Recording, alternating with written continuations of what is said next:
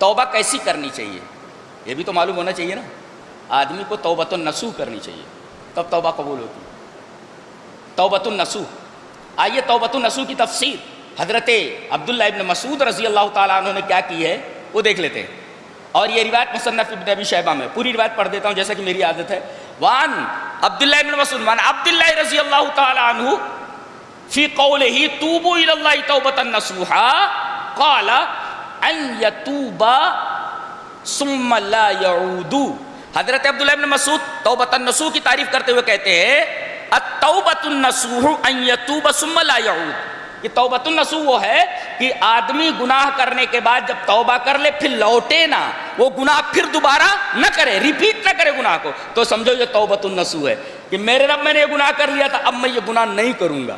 تو یہ توبۃ النصوح ہے جیسا کہ حضرت عبداللہ ابن عباس کی اس تفسیر کے اندر موجود ہے.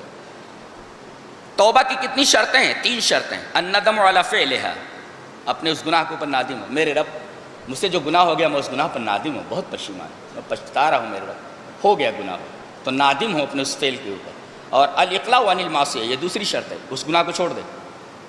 ایک تو اپنے گناہوں کے اوپر پشیماں ہو, نادم ہو, اور دوسرے اس گناہ کو چھوڑ دے. اور تیسرے العزم الا یعود الی معصیۃ ابدا, مستقبل میں نہیں کروں گا. تو ماضی اس پر پچھتاوا, حال میں گناہ کو چھوڑ دے, اور مستقبل میں عزم یہ کرے کہ آگے گناہ نہیں کروں گا. اس کا مطلب توبہ کا تعلق 3 زمانوں سے.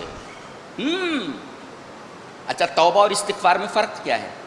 توبہ جو ہوتا ہے وہ آپ کسی کے لیے نہیں کر سکتے, آپ کو اپنے گناہوں کی توبہ خود کرنی ہے, یہ فرق ہے. لیکن استغفار آپ دوسروں کے لیے بھی کر سکتے ہیں, اللہ اس کو معاف کر دے. یہ فرق ہے توبہ اور استغفار میں, بہت دقیق فرق ہے.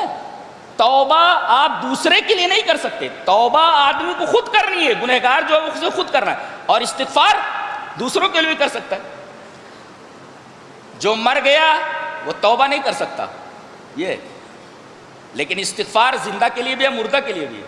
کوئی زندہ آدمی اللہ سے معاف کر دے, اور جو مر گیا اے اللہ جو ہم سے پہلے تیرے پاس چلے گئے اللہ ان کو بخش دے. اس کا مطلب ہے زندہ اور مردہ دونوں کے لیے استغفار. اور توبہ صرف زندہ لوگوں کے لیے, جو زندہ ہے وہی توبہ کرے, مرنے کے بعد توبہ قبول نہیں ہوتی, تو غرغرے تک ہے نا وہ. یہ فرق ہے توبہ اور استغفار میں, سمجھ میں آیا؟ اور توبہ کا تعلق 3 زمانوں سے. الندم, جس کا تعلق ہے ندامت کا, ماضی سے, اور چھوڑ دے حال پریزنٹ سے, اور آگے نہیں کروں گا فیوچر سے. اور استغفار جب بھی گناہ ہو فوراً اٹھا دے ہاتھ, اس کے لیے کوئی زمانہ و معنی نہیں ہے.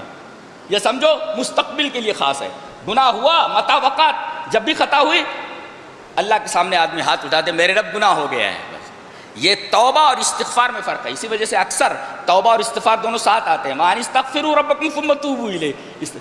ایک نے بہت اچھی مثال دی ہے, کہا کہ جانتے ہو توبہ اور استغفار کو سمجھنا, اس پر غور کر لینا. مثال میں ڈاکٹر جب سوئی لگاتا ہے نا تو پہلے وہ روئی کے اندر اسپرٹ لیتا ہے, اور اس کے بعد جہاں اسے سوئی گھسانی ہوتی ہے تو وہاں پر وہ اسپرٹ ایسے لگا دیتا ہے. اسپرٹ لگا دیا, اس کے بعد اب سوئی گھسیڑ رہا ہے. تو یہ سوئی گھسیڑنا یہ توبہ ہے, اور یہ اسپرٹ لگانا استغفار ہے. یہ عجیب و غریب مثال ہے, میں نے عربی میں پڑھا, اس کو دیکھا تو میں حیران رہ گیا. بہت شاندار تعبیر ہے استغفار و توبہ, سبحان اللہ و بحمدہ. اچھا, ایک روایت اور دیکھ لیں حضرت عبداللہ ابن مسعود سے. وہ ابن مسعود وعن ابن مسعود رضی اللہ تعالی عنہ ان نبی صلی اللہ علیہ وسلم قال الندم توبۃ رواه احمد فی مسندہ. حضرت امام احمد رحمہ اللہ اس حدیث کو ایسے ہی مسند احمد کے اندر لائے. حضرت عبداللہ ابن مسعود فرماتے کہ رسول اللہ صلی اللہ علیہ وسلم نے ارشاد فرمایا کہ ندامت توبہ ہے. آدمی پچھتانے لگے اپنے گناہوں کے اوپر, اس کا مطلب یہ ہے کہ آدمی اپنے گناہوں سے توبہ کرنا چاہ رہا ہے, تبھی تو پچھتا رہا ہے. تو گویا کہ پچھتانا اور نادم ہونا یہ توبہ ہے. تو یہ توبہ اور استغفار کے اوپر ایک سرسری سی بحث تھی جو آپ کے سامنے پیش کی.